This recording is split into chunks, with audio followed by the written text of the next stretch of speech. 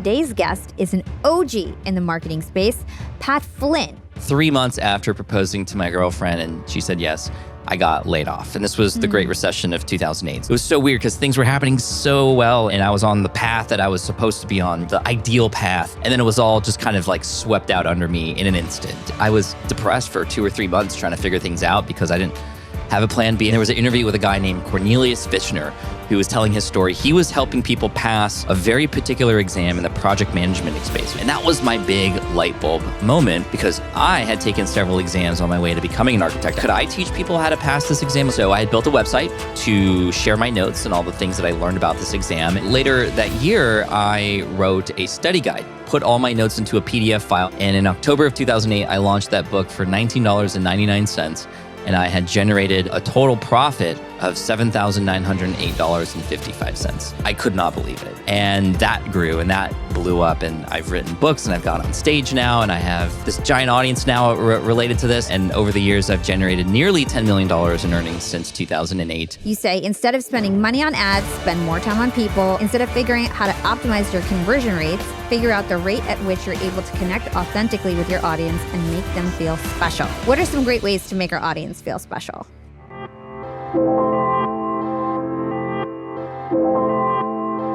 What's up, young and profiters? I am super pumped for today's episode because it's not often that I get to interview one of my idols. As you guys know, I'm a marketing expert, and today's guest is an OG in the marketing space. Pat Flynn is going to be joining us today. If you haven't heard of Pat, he started off his online empire with really humble beginnings. In 2008, he got laid off from his architecture job and he was studying for some architecture exam, and he started a website to just house the notes of his exam. He then turned that website into a blog and an ebook that then sold like wildfire. He couldn't believe how well it sold, and he realized that he wanted to spend his life in online business. Then his fans realized how well his product did and asked him how could they do the same. So he started creating courses around how to build a podcast, how to do email marketing, affiliate marketing, and build courses. And he's been helping people build online businesses ever since. Fast forward to today, Pat Flynn is a serial entrepreneur. He's an industry influencer, author, and startup advisor. He's also the founder of Smart Passive Income, or SPI, and the host of the Smart Passive Income podcast. Today, he's going to give us some pointers on how we can build an online business the smart way, including how we can create our own superfans and then how we can monetize them through passive income streams like affiliate marketing and courses. Hey, Pat, welcome to Young and Profiting Podcast. Hey, Hala, thank you so much for having me. I'm excited to be here. I am super excited for this conversation because you are an OG in the podcast space, in the marketing space, in the blog space. Really just happy to have you on and pick your brain on so many things. But before we get started, I did want to talk about your career journey because I found out in researching your story that you actually had a whole other profession before online marketing and you lost your dream job at one point. So talk to us about that story. How did you lose your dream job and how did that evolve to you then starting your blog? Yeah, I mean, throughout high school, I wanted to be an architect. I kind of knew that early on, and I was able to become an architect, went to school for it, got a great job in the Bay Area here in California, and I was set. I mean, I was planning for my future. I was contributing in my 401k, like doing all the things, and 3 months after proposing to my girlfriend and she said yes, I got laid off. And this was the Great Recession of 2008. So it was so weird because things were happening so well. And I was on the path that I was supposed to be on, you know, the ideal path. And then it was all just kind of like swept out under me in an instant. And that was very difficult. I didn't have a plan B because I was doing everything as best as possible and following the plan. And yet here I was getting let go. And it was a tough time for me. I was depressed for 2 or 3 months trying to figure things out because I didn't have a plan B. I was begging for positions in the architecture space for a while, just kind of calling around and nothing was happening. And it was around that time that I discovered podcasts. This is 2008. So this is like really early on. And there was one episode of a business podcast that I listened to. They were talking about internet business. And there was an interview with a guy named Cornelius Fitchner who was telling his story. He was helping people pass a very particular exam in the project management space. It was called the PM exam or the project management exam. And he was making 6 figures a year online helping people pass this exam. And that was my big light bulb moment because I had taken several exams on my way to becoming an architect. I wasn't a licensed one yet, but I was on my way. And there were so many different tests. And there was one test in particular that was so hard that most people failed. I almost failed it on my first go, but it was very difficult. And in studying for that, I picked up a lot and thought, you know what? Could I do this? Could I teach people how to pass this exam? It's called the LEED exam. And it's very specialized about green buildings and sustainable design and whatnot. So I had built a website to share my notes and all the things that I learned about this exam. And lo and behold, in a few months, I started to get some traffic. People started to ask questions in the comments section. I started to answer them. I started to find that my website was being linked to and all these official green building design websites and stuff, and people were sharing it around. And then later that year, I wrote a study guide, put all my notes into a PDF file. I didn't really know what I was doing. I was just kind of figuring it out as I was going. I just used PayPal to kind of manage that transaction. And in October of 2008, I launched that book for $19.99.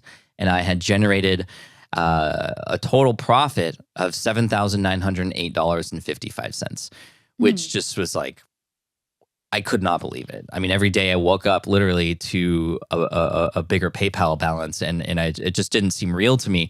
I thought that at some point during that month, like the FBI SWAT team was going to come and just be like, illegal, like stop doing that. Because it just didn't feel like I had spent 5 years in school for architecture and did all this stuff. And then here I was in just a few quick months generating more revenue than what I did in my architecture job.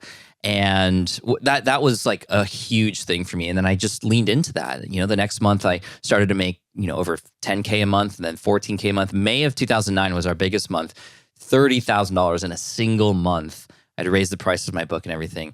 And that's when I started smartpassiveincome.com, because a lot of people were like, Pat, how did you do this? How did you not just survive during the recession, but how did you figure out a way to thrive during it? And I said, I need to unpack this myself, because I'm kind of just, I have no idea what I'm doing, but I'm figuring it out, and I'm just going to post everything I'm learning. And that's where Smart Passive Income really started to take off, because it was a way for people to learn entrepreneurship from the things I was learning as I was going, right? It was kind of in real time, if you will. And I loved talking about all the mistakes I made and the things that I wish I had done differently. And I think that's why people loved it, because I wasn't selling anything. I wasn't trying to say like, hey, the internet secrets are here, but you got to pay money. It was just like, no, here's what's going on. And that grew and that blew up. And I've written books and I've gone on stage now, and I have, all this giant audience now related to this. And over the years, I've generated nearly $10 million in earnings since 2008. It's not just me now. I have a team of people, and I have several other businesses. I've invented a physical product to explore that world. I have a number of YouTube channels, one in the world of Pokemon that's kind of exploding right now. Just all these kinds of different things that I've been playing with, and I just love to share the results. Like everything I do is a case study, whether it works or not, and it's a way for me to teach people along the way.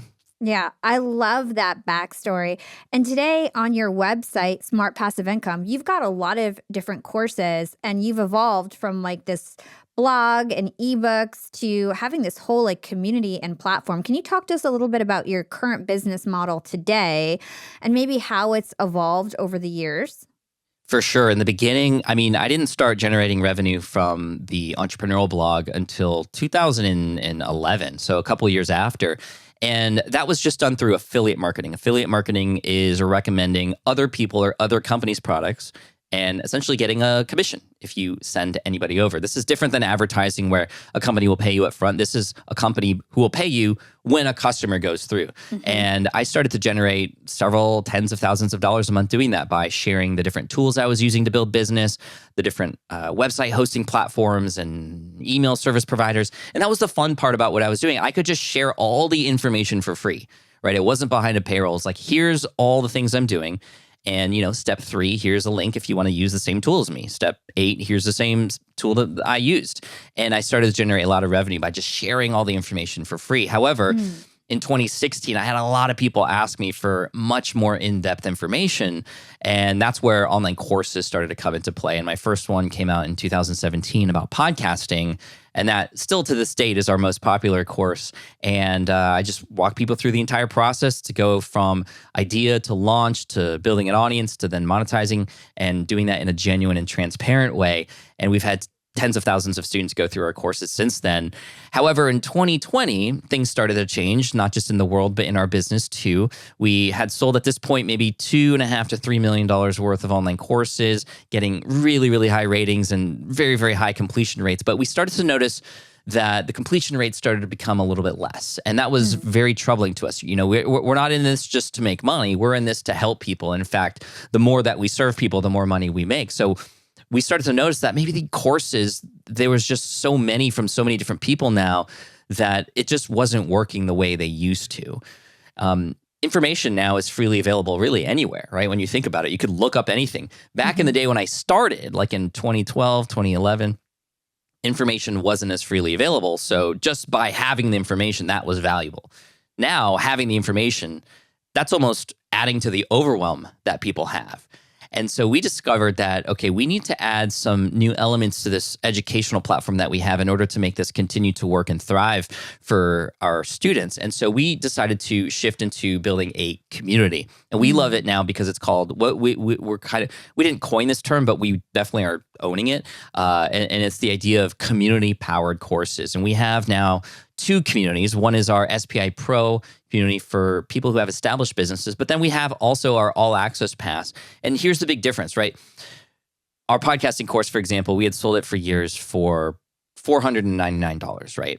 Which was tremendous value. What you get back in return is huge, but it was pretty high price point for a lot of people. And that's one course. And now we have over a dozen. So if you stack all those together, that's that's thousands of dollars worth of courses. However, with the All Access Pass, you can get access to all of those courses, a community of people who are going through them with you, access to my team and instructors to guide you along the way, pathways through those courses that relate to where you are at in your journey. And what's really popular in our community is what we call our accelerators. So we just launched one a couple weeks ago for our members where you can go through a course together with an instructor, and it's like week by week, you go through these modules, you go through these lessons, and then there's office hours if you need help.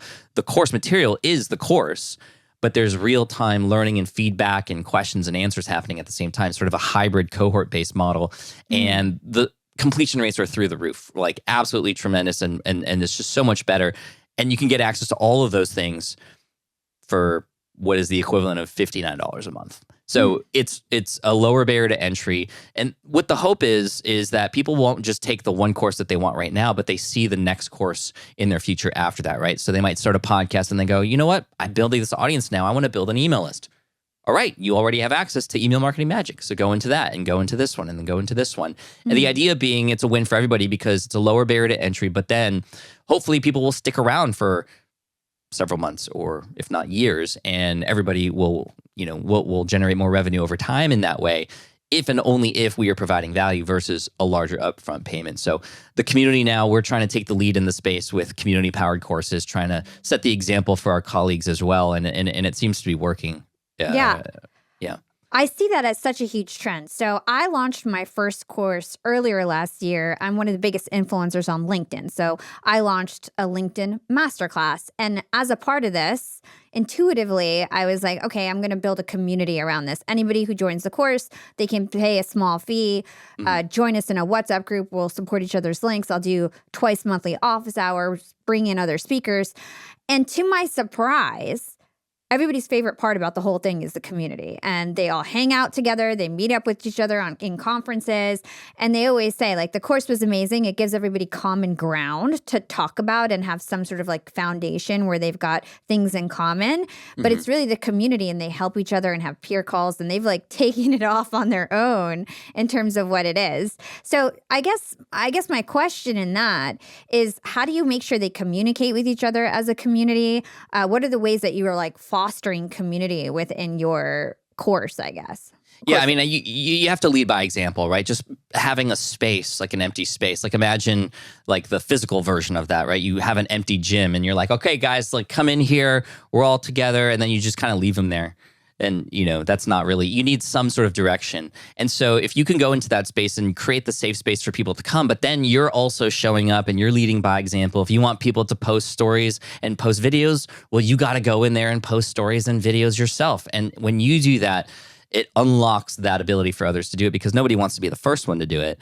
And they just want to see somebody else do it first, and then they can kind of follow that lead. So that's number one. This episode is brought to you by Relay, the #1 bank for small business owners. Relay is an online banking and money management platform that is the official banking partner of Profit First. With Relay, business owners can create up to 20 individual accounts and automate their Profit First allocations so that when money comes into your income account, it's automatically distributed to your other accounts based on the percentages that you've set up. It all happens automatically, and there's no account fees, no overdraft fees, no minimum balances, and you can make unlimited payments via ACH wires or bank checks. They also have great integrations for syncing with accounting softwares like QuickBooks and Xero. If you're a small business owner, you need banking that is truly built for your business. And if you have even the slightest interest in Profit First, or if you simply want a banking solution that was designed specifically for the needs of small business owners, then I recommend giving Relay a try. It's easy to apply online, and it's absolutely free. You can sign up today by visiting relayfi.com/profiting.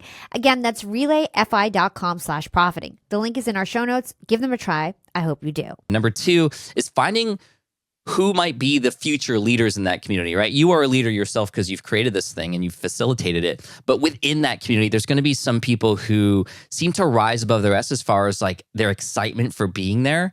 Those are the people you can really lean on to turn into administrators or moderators, if you will, or shine a light on them a little bit, and they'll shine it back on everybody else. And so finding out who those people are in your community, not everybody will be that. Some people love to lurk and are just in the background, and to them, the community is still valuable because they're reading the conversations and they feel like they're a part of something without feeling like they have to show up in a way that's uncomfortable to them. But there's going to be people who are more extroverted in those spaces who do show up, and when you recognize those people, they will show up even more. And it just eventually the community begins to have a heartbeat of its own, right?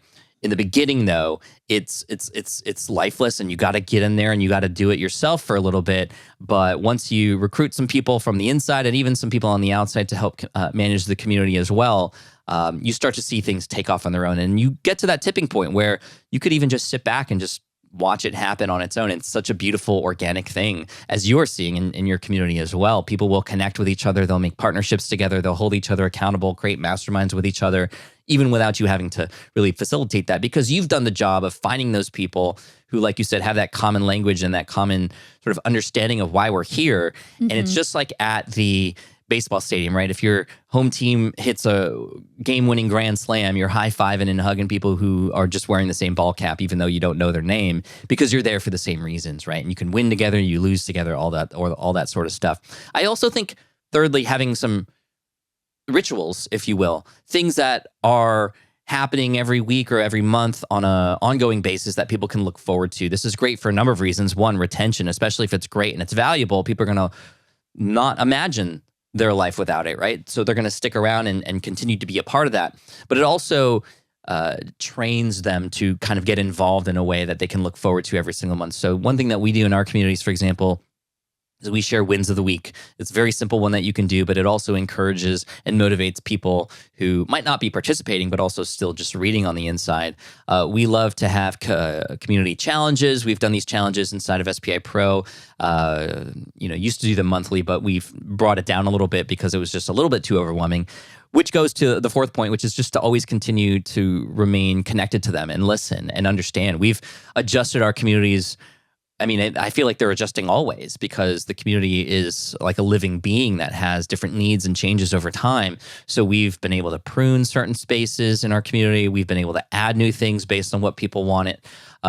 So again, just being there to listen and engage is really key. It's probably the least passive thing you could do. I will be honest.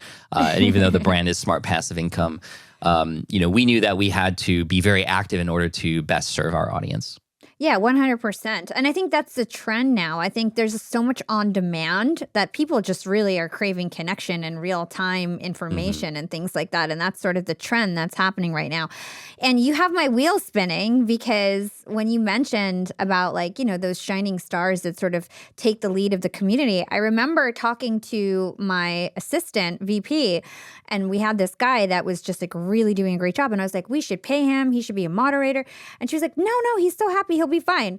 Fast forward, we move too slow. You know what I mean? People will if they don't get appreciation right away, they'll start to lose interest in what they're doing. So to your point, you really need to shine the light on people that are doing a really great job for your community. For sure. And then there's a few ways that we do that. With my podcast, I'll give them the microphone every once in a while. They literally will actually have the mic for 20 minutes in their own episode on our Fridays episodes, which are a little bit shorter. And it, again, puts a spotlight on them and it makes them feel like even more a part of the community. Another thing that we did recently is we actually hired a person in our community. They're actually on our team now because we just love her so much and what she's been able to contribute. And now she's actually helping other community members feel more welcome because and she has this voice that I can never have as a former community member herself versus from the top. Yeah, sure, Pat Flynn, cool. But like Heather, no, she was a Pat Flynn fan who joined the community, who leveled up and is now actually a part of the team and literally on our payroll now, which is awesome. And that encourages other members in the community too. It's like, oh, you were just like us. And conversations that can be had with her are different than what can be had with me. So let's talk. We just talked a little bit about the trends of courses, how they're becoming more community based with these mastermind type offerings, right? When it comes to affiliate marketing, I don't know much about it. I'm like the queen of getting sponsorships. I have a podcast network that's blowing up and everything like that. Yeah, that's great. But I have no idea. I'm not good at affiliates. I just never really got into it, right? But in 2023, it feels like there's so many different ways to do affiliate marketing. I see a lot of influencers who use like Amazon stores, and like that's really hot right now. So I guess what are the hot trends with affiliate marketing right now? Yeah, it's less of a trendy thing versus just a way for you to generate revenue by directly bringing customers to a company, right? And that's always been a thing. When I first started out, I discovered affiliate marketing with my architecture website, actually. So I was selling my own product, right, for $19.99. And there was this other company that was paying me $100 a month to essentially sponsor my website or have a banner ad on my website. So I was like, wow, I just have to put a logo on my website and link to your website for $100 a month? Absolutely. Well, they had a product that was complementary to mine. It was an online exam simulator, and it was a $79 product. And they had an affiliate program. And I said, what's the affiliate program? And they said, well, it's kind of like a referral program. Every person who you refer who comes in and becomes a customer, we'll pay you $20. And I was like, okay, so if I just bring 5 people in, then that'll make up the cost of what it would be to just do the sponsorship like we've been doing. So I sent an email out with my affiliate link. A company will give you a unique link that's tied to you and your account so that they can track who you're bringing in. I think we brought in 200 customers that first month for them. So I had made $4,000 in an instant by just doing that versus the $100 a month that I was making. And here's the kicker. They still let me do the banner ads on top of the affiliate marketing. So I was kind of double dipping, which is really great.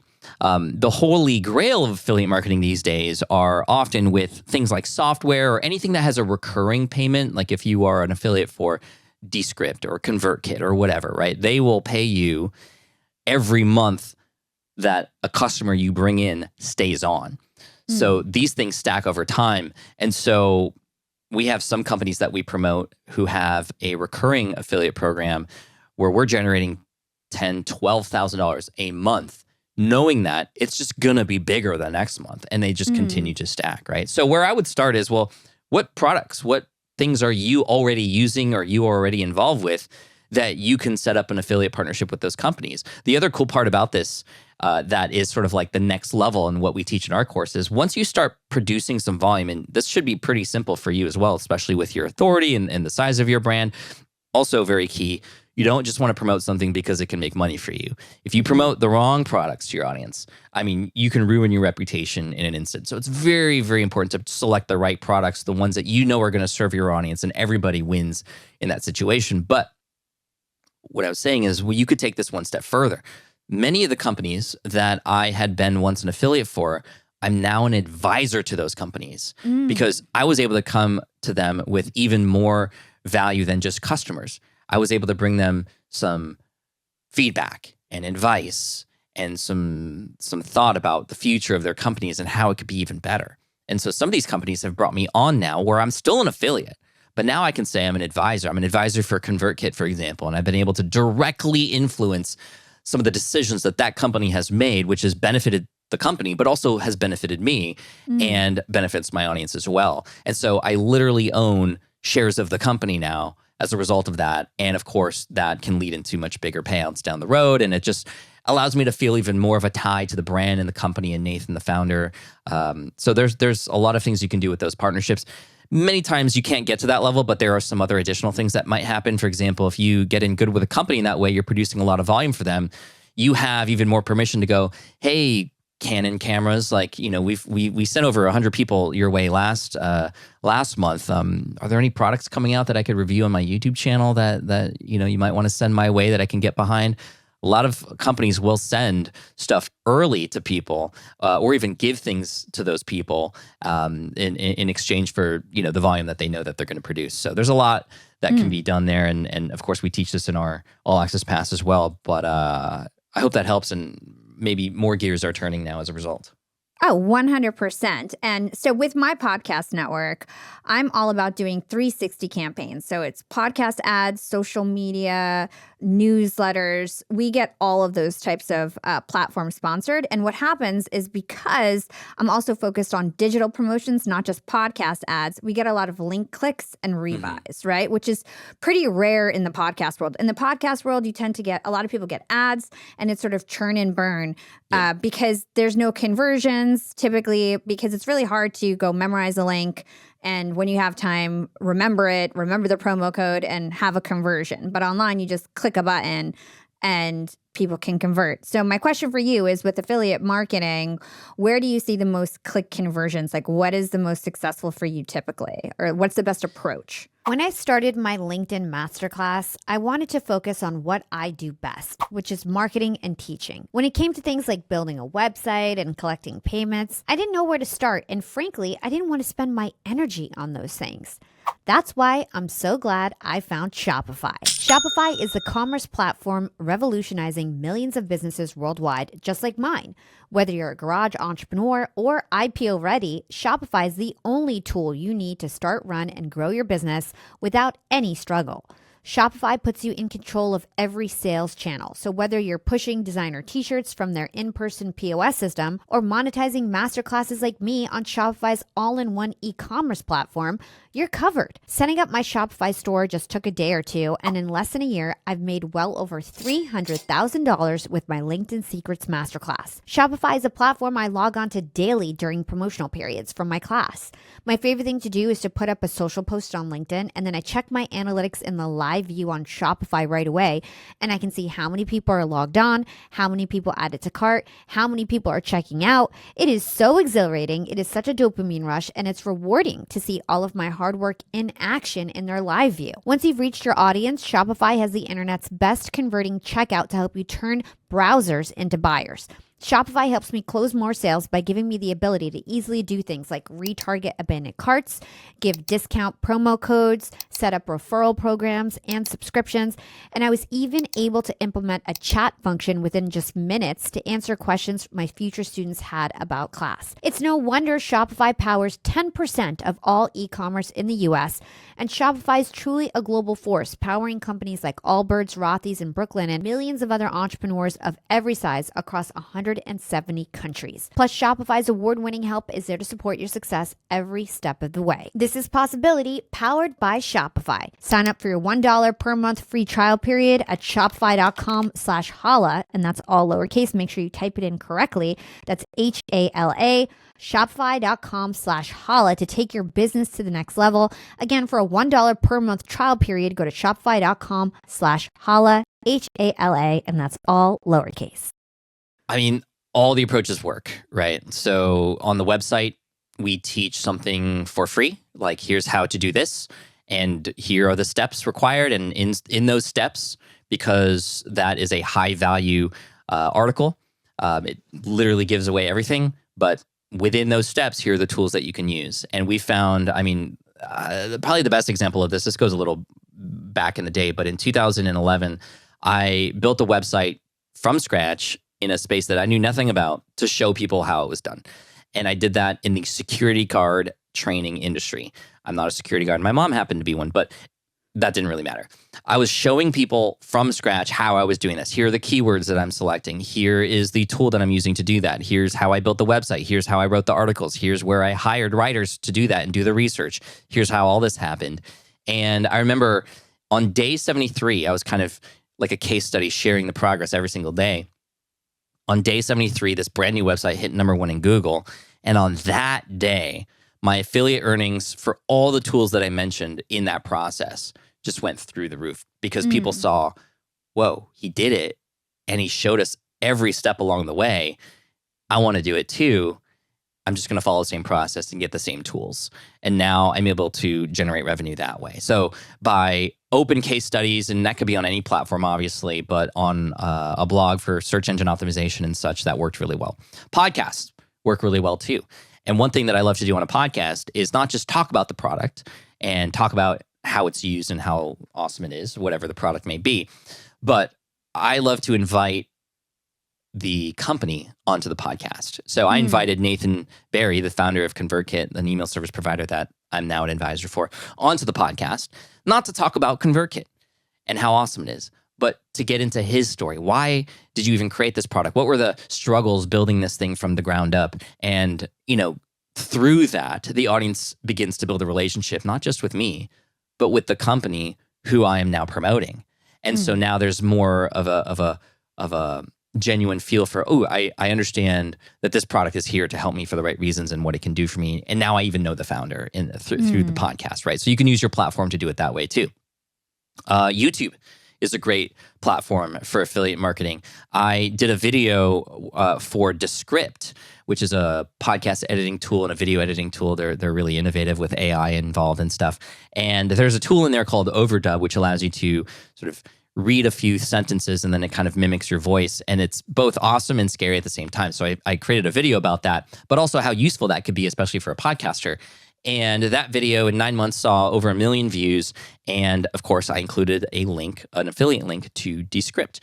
And I use, on my website, I use a WordPress plugin called Pretty Links to take that affiliate link, which is often filled with a bunch of characters and stuff that you can't memorize, and turn it into something like website.com/Descript, right? Or website.com/ConvertKit. So that way on a podcast or on a YouTube video, it's just much more easy to remember, and it still goes through that affiliate link for you.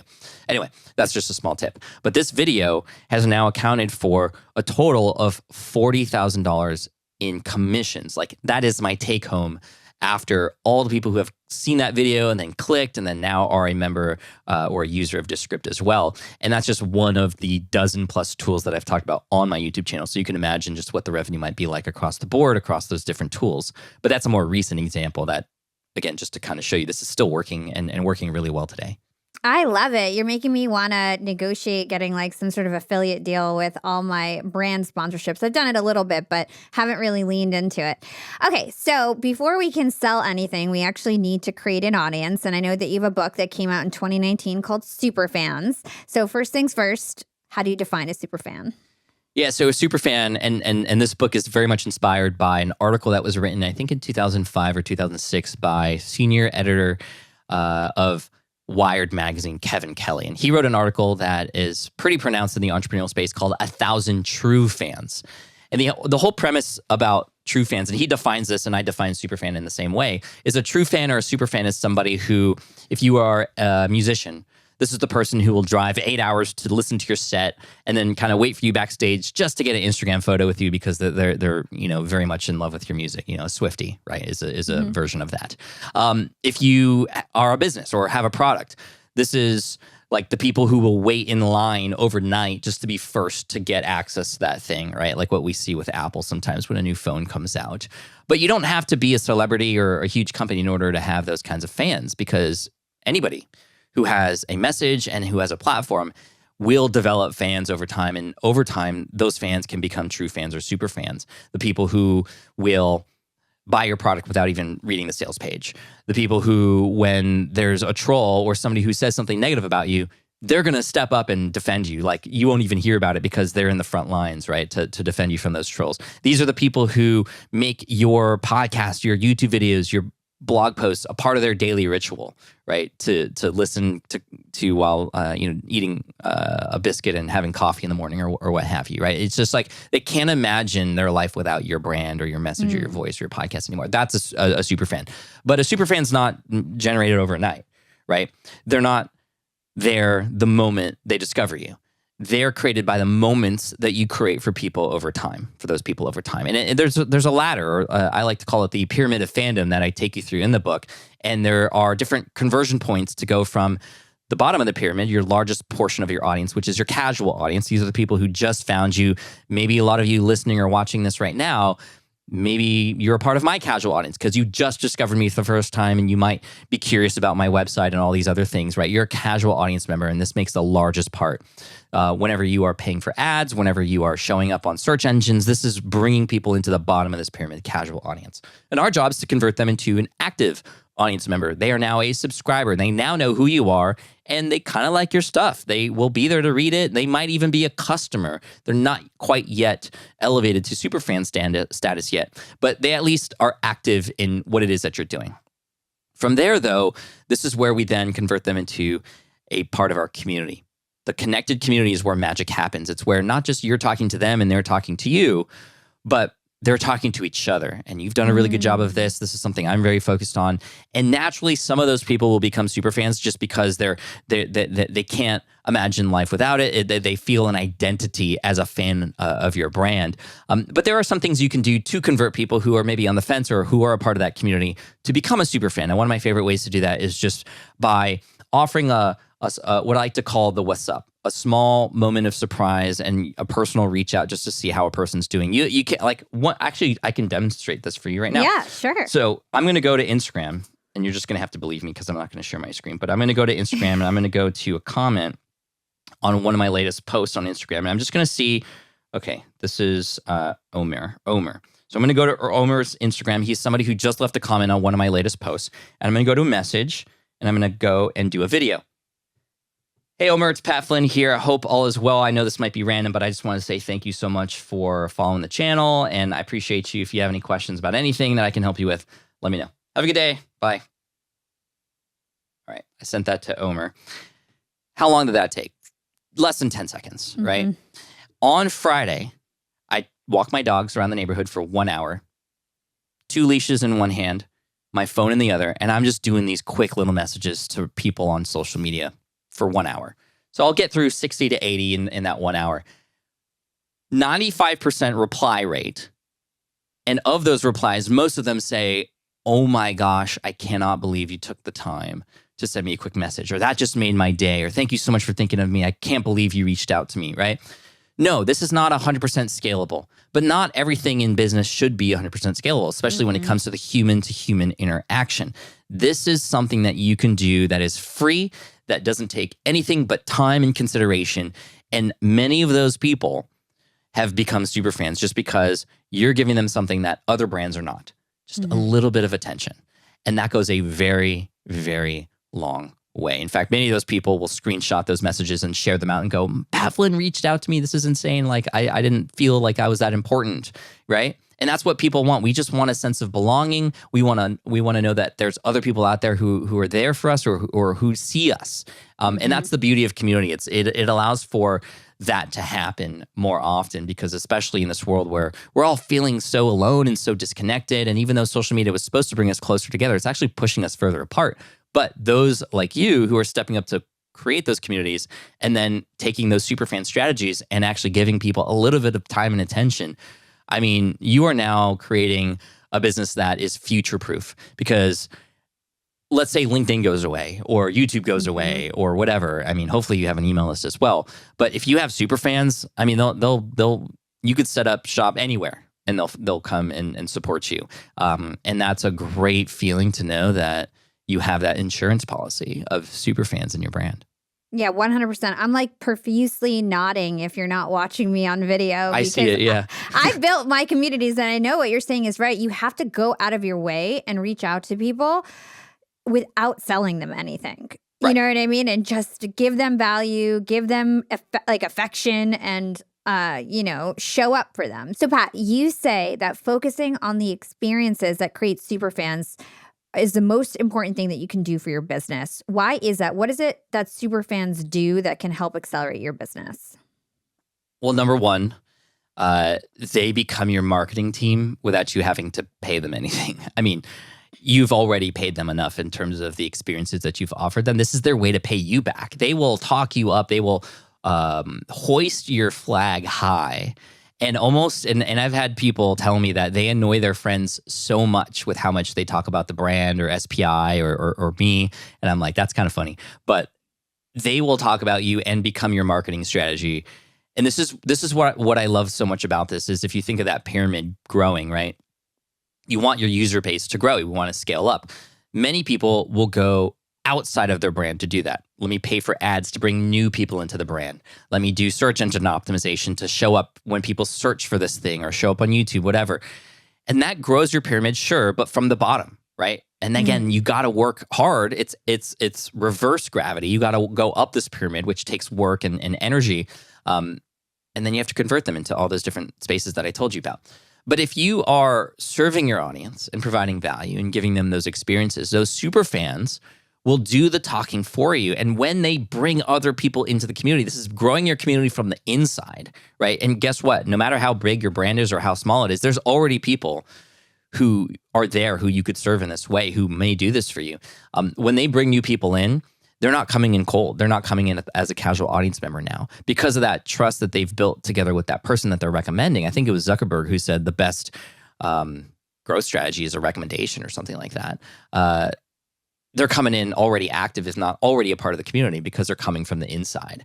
So you can grow and scale your business by growing the experiences that the people who already are in your brand have. And again, it's not just about selling them something. That could be one part of the experience. But what happens after they buy something? One thing I talk about in the book is this tool called Bonjoro, Bonjoro.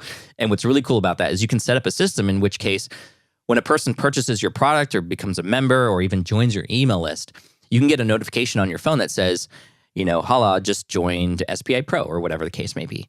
I can, in a moment's notice, click on that notification. It pops up a video recording opportunity and just literally personalize a welcome to the community for you and use your name and welcome you. And I can even collect more information up front to then include in that message. So imagine you just bought something and the founder or a person who works at that company sends you a personalized video message welcoming you. I mean, you're already feeling like, okay, I think I spent my money in a good place here. Like I can be more confident with this decision that I just made. You're reinforcing that decision that they made. And when people buy something often, especially when it's educational, it's like, there's always that worry, like, is this really going to work? This helps soften that opportunity to have a person even think that. Now they're thinking, wow, this is a great first impression. And now that carries forward into everything else they're doing. It is about the experiences, though, because those are the stories that people can share, right? People are more likely to share what they're going through, the transformation they had versus, oh, you got to check out Pat's course because lesson 5 about, launching your show was amazing. No, it's you helped me start a podcast and get more connected to my audience. And that one time I had a question, you had an answer for me. It just meant so much. And that's what people are saying every single day. So, and of course, those people also become the people who create the best testimonials and become the best guests on your podcast. I mean, it's just is self-perpetuating at that point. It's amazing. Yeah. And something that I want to call out is that this organic approach to building an audience is really profitable. I know that when I started my LinkedIn masterclass, I tried an organic approach where I'd posted on my LinkedIn and we were just getting sales flying off the shelves, never had to do a paid ad. Let's say 6 months into the course, we were doing it monthly. I was like, let's try paid ads. We'll just, expand our audience. But what I found is that we'd pay all this money for paid ads. People would come in as casual audience members like you were talking about. They wouldn't even show up to the webinar. There was like a super low conversion rate because to your point, they didn't know me. They didn't trust me. They didn't know my stuff. It was like we had to teach them from scratch who I was. And so we ended up wasting a whole ton of money testing this out. And then I was like, forget it. Let's just lean into the organic approach because that's obviously working and converting a lot better. Yeah, 100%. I love that. Yeah. So let's talk about the lyrics. You say we have to learn the lyrics of our audience. So how can we get better at the language and understanding the language that our audience members uses? Yeah, this reminds me of my wife, in fact, because she's a huge fan of the Backstreet Boys. I talk about them in the beginning of the book, in fact. And I didn't know how much of a fan she was until she took me into the closet and then showed me this bin of all these things, including bobbleheads of the Backstreet Boys and framed pictures of Nick Carter, who was her boy crush back in the day. And I started to ask her, like, when did you fall in love with this band so much? Like, just got very curious about it. And she gave me a very specific moment in her life when she remembers really enjoying the band and really when this whole journey started for her. And, you know, she's gone to concerts and has met the boys and stuff, her boys, as she calls them. Anyway, and I'm an NSYNC fan. I don't know how we ended up together, but we did. She said that when she was 15, and this was a while back, right? And so there was no Spotify, there was no iPod, it was just the radio, right? And she said that she was listening to the radio moments after she had broken up with her boyfriend. I mean, it was a bad breakup. She was like crying in her bed, a teenage girl in her bed crying over a breakup. And she heard a song on the radio, and she even said that she's like, I heard the song plenty of times before, but this time it meant something different because every lyric in that song was describing everything she was going through in that moment. And that song was Quit Playing Games with My Heart by the Backstreet Boys. And when you read the lyrics to that, you can understand how it would connect with a girl who's going through that in their life. And she told me that that's when she really started to dig deeper into the band, wanted to buy the album, and then ended up going to a concert for her birthday that year. And all this kind of stuff started to happen simply because the lyrics matched where she was at in her life. And a lot of times in business, we struggle because our lyrics that we're sharing with our audience for what our product is and, just the stories that we're telling aren't necessarily matching the lyrics that a person in our audience is going through. We need to match the words and the descriptions of those problems as best as possible. And I think it was Jay Abraham, a very famous old school internet marketer, who said, if you can define the problem better than your target customer, they're going to automatically assume that you have the solution, right? It's one of those cases where when you hear a person describe what you're going through so well that you're just like, yes, thank you. You understand me now. If we can get our audience to think that way, they're going to be more likely to listen to what we have to say, to take up our recommendations, to purchase our products and all those kinds of things. So it's not just one thing to understand the problems and pains that our audience is going through, the challenges. That's key. But what is even more important is how are they describing those problems? In fact, one of my favorite things to do and offer to my students is to run a survey to your audience. Because in that survey, you can literally ask the question, what's your number one challenge right now related to blank, whatever it is that you're serving them with? And you want that to be an open-ended question because you want to get back the typed messages in the words that your audience is using. And then here's the cool part, and it almost feels like cheating. You take those answers and then you just give them back to everybody else in your emails and your sales copy. And it's like you get people going, wow, like, how did you know I was feeling that way? And it's like, because I found other people like you and literally asked them to tell me. And it almost feels like cheating in that way. But it's so great. I mean, I've had people comment and go like, how, like, you just seem to know exactly what I'm going through in life right now. How did you know? It's like, because in a way you've told me already and now I'm just giving it back to you. And that validates, wow, this is the person I should listen to. This is the person I should learn from. This is the community I should join, et cetera. So that's how important understanding the lyrics is. And this is why, I think of a couple artists like Taylor Swift, who every lyric in her songs are just, they're so cutthroat because they just matter so much to her audience and they're very relatable. Same thing with Olivia Rodrigo right now. I mean, her words for a teenager are just like spot on, if you will, and that's why they're growing so much. In addition to, musical talent and such, but the lyrics matter. So are you matching the lyrics that your audience would respond to? That's the question I want to ask your audience. Since you brought up Taylor Swift a few times, I know that she calls her audience Swifties. Yeah. Can you talk to us about the importance of labeling your audience or naming them? Yes. So this can happen on its own. Your audience will kind of, over time, make up their own name. But in some cases, you might need to nudge a little bit. And this is really important because this is where a person can then start to put a name to who it is that they're following and why. Right. And it allows an opportunity for those people to kind of find each other too. right? I imagine when a person who's a fan of Taylor Swift, I'm not a Swiftie, by the way, nor am I a believer or a part of Beyonce's Beehive, but you can see how these names, a person can connect with another person. Hey, are you a Swiftie too? Cool. Now we have this common language and understanding in an instant. We know some stuff about each other just through that naming convention. And so one thing that we did on SPI was I had actually not forced. You kind of have to still have it be a little bit more natural, and it can take a little bit of choreography to do this. But I ended up calling my audience Team Flynn. So Team Flynn, why? Because we're all a team. We're in this together, and I'm just the team captain. But I'm going to pass you the ball sometimes. You're going to score, but we're all going to celebrate because we're in this together, right? So Team Flynn. And there's like Team Gary Vee, right? And Team Tim Ferriss. So I'm just Team Flynn. And what it really did was allowed people to feel like they're connected to me a little bit more, and also each other in that way as fans of the brand and fans of the channel.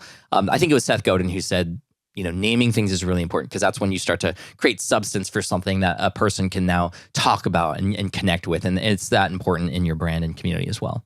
Yeah, totally makes sense. And I call my Yap fam or young improfiters. So I do the same thing. Love it. Yap fam, yeah. Okay, so let's talk about mixing business and personal. One of the biggest questions that I get, I talk about personal branding a lot. People are always like, should I mix my business with my personal life? What's your opinion on that? Yeah, I mean, there's a different line for every single person, right? And it's not like, okay, if you say yes to that, okay, and now I have to live stream myself eating waffles for breakfast. Like that's not what we're talking about here. What I feel like we need to discover is like, well, what makes you you, right? As a person, that's the biggest advantage you have over everybody else in the same space that you're in is nobody is like you. You are 100% different than everybody else that's doing the same thing or talking about the same thing. And that's a very unique advantage that you have. So to not share those things about yourself that make you you would put you at a disadvantage, right? It reminds me of there was a website that I used to follow a long time ago. This was back in my early affiliate marketer days. Shoe Money. Jeremy Shoemaker was his name, and he had a brand called Shoe Money. And I didn't really get involved in his brand very much, but I did follow him simply because every once in a while he would talk about UFC. So, the being in the octagon and some of the fighters that were going to be fighting in the octagon. And because at the time I was somewhat into that, I was like, oh, that's cool. A fun, interesting fact about him. And it makes me more connected to the brand. Does he talk about it all the time? No, but it is something that shows up and it makes me go, oh, that's a human with that interest that is similar to mine. That's kind of cool. In a very similar way, I talk a lot about a movie. One of my favorite movies called Back to the Future, quite a bit on my brand. And it just comes up naturally. I'm not like forcing that on anybody. I don't talk about it all the time. But when it does come up, people can see that I do get jazzed about it and I kind of nerd out about it a little bit. And that's just a part of who I am. It's a movie that's played a role in my own history. And it's just, I love it. And now, like I remember in 2015, that was a big year for Back to the Future because that was a 30-year anniversary. It's also the year that Marty McFly travels into the future. And so it was a big year. And every day that year, whenever there was any news about Back to the Future happening or, the cast was on some talk show or something, I would get linked to it all the time. Pat, did you see this? Hey, Back to the Future is on. I just thought of you. Now I'm able to, like Inception, be a part of a person's life simply because they know that about me. And that's how that personal part of my brand has played a role in providing more of a relationship with my audience versus a transaction with my audience, right? It's the difference between a relationship and a transaction. And it's these things like the things that my friends know about me, I want my audience to know about me as well. Maybe not everything, but the things that make me me. If my audience knows that too, then we can be two people who could start a relationship together in that way. And that rapport just means a little bit more when those things are coming out. So, I know, for example, Chalene Johnson, she's a big snowboarder. She's told stories before about snowboarding and wanting to get into that industry as an entrepreneur and then backing out because it would affect her fun that she would have with that space. So whenever I think of snowboards now, I think of my buddy Chalene Johnson, right? I think of another friend of mine, Thomas Frank, who is on YouTube, and how he used to play Magic the Gathering. Because when I was a kid, I used to play Magic the Gathering and nerd out on that too. And apparently I have this whole giant side of my audience that are all marching band nerds, because I was in marching band when I was in my audience, or when I was in high school and in college. And I also did drum corps as well.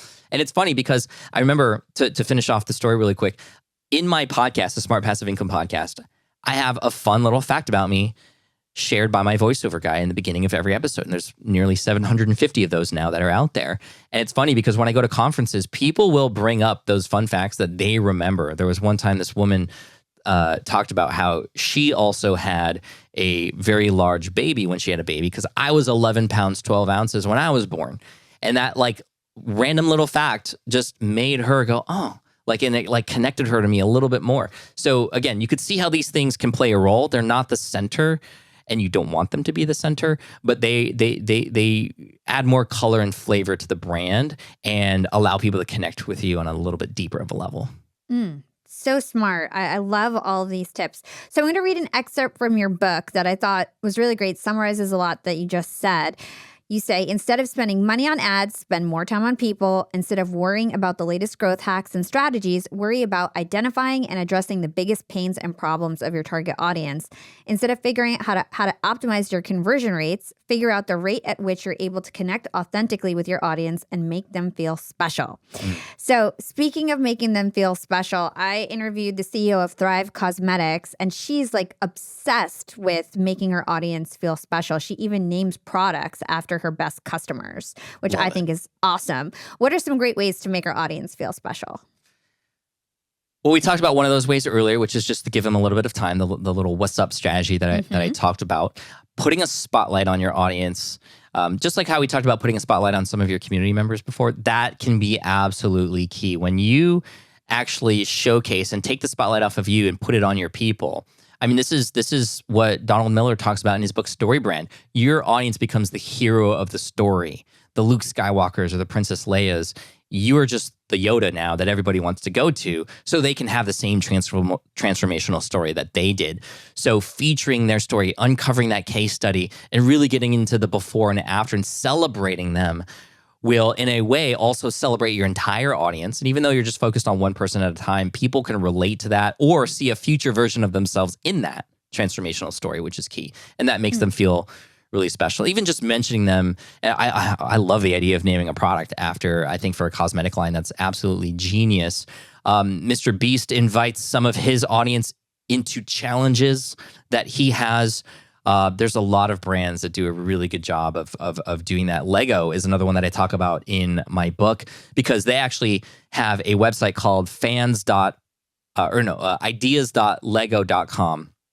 So Lego Ideas, any fan can create a Lego creation out of the bricks that they have, upload it, and if it gets enough votes, it will be considered to be actually manufactured by Lego itself. And you get a little bit of a royalty on that product if the community votes it up too. So what a way to recognize the people who are actually buying your products by allowing them to get involved in the design process. I think even the founder or CEO said, we have hundreds of designers in-house, but we have hundreds of thousands of potential designers out of house that we could put a spotlight on and reward as well. So I think this is an awesome opportunity for you and your team, anybody listening or watching, to get creative with how can we make our people feel something. And if you want to, get even more meta with it, bring one of your own people into that meeting.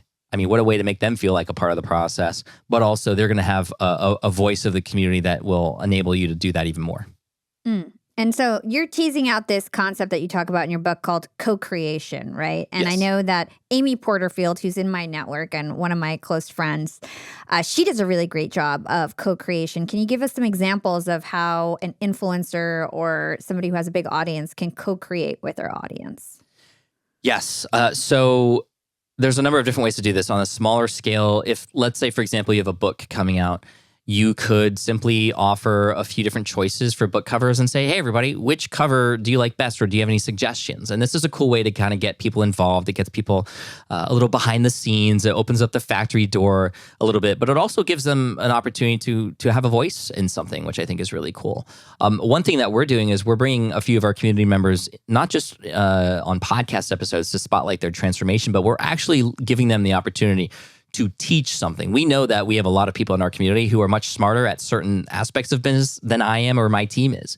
So why not invite them on and have them become an expert that can be seen in front of everybody? And that is a way for us to add to the SPI curriculum from SPI members itself, which is really amazing. I mean, again, I think that when you are creating anything, asking yourself the question, how might I be able to get my audience involved in this is wonderful. I think there's a lot of opportunities that a lot of creators have to do that. And collaborations are another great way to do this. If you are a YouTuber, bringing another person on who is another YouTuber into your community and shooting a video together is a great way to do that. That a lot of people I see today are collaborating on building their email lists. Like I'll share your list with mine if you share mine with yours. There's a lot of interesting ways to do that. And I think collaborations, we see that a lot in going back to the music world. Bruno Mars's first song that everybody heard him on was not his own song. It was a guy named Travi, who is a rapper who had the song Billionaire. I want to be a billionaire. Mm-hmm. Bruno was the chorus. He was not featured. And then guess what? His album came out later, but we all already fell in love with his voice and his style. So doing that in our world as entrepreneurs, collaborations, bringing in and inviting people into your LinkedIn group or Facebook group or whatever, and having them take the lead every once in a while is a great way to do this and kind of create and serve the community together. Amazing. Well, you just dropped so many gems. Young and Profiters, if you want to go get Superfans, I'm about to make it required reading for several of my team members because it's just so good. Especially if you're building a community, you need to read this book. There's so many things we didn't even cover. So Pat, as we close out this interview, I want to ask a few questions about the future of the marketing industry, which I feel like, would you say you're a marketing expert? I feel like you're very heavy in this world. I have a lot of experience in the evolution of marketing, yes. Yeah, I think so. So talk to us about what are the biggest things that you've seen changed?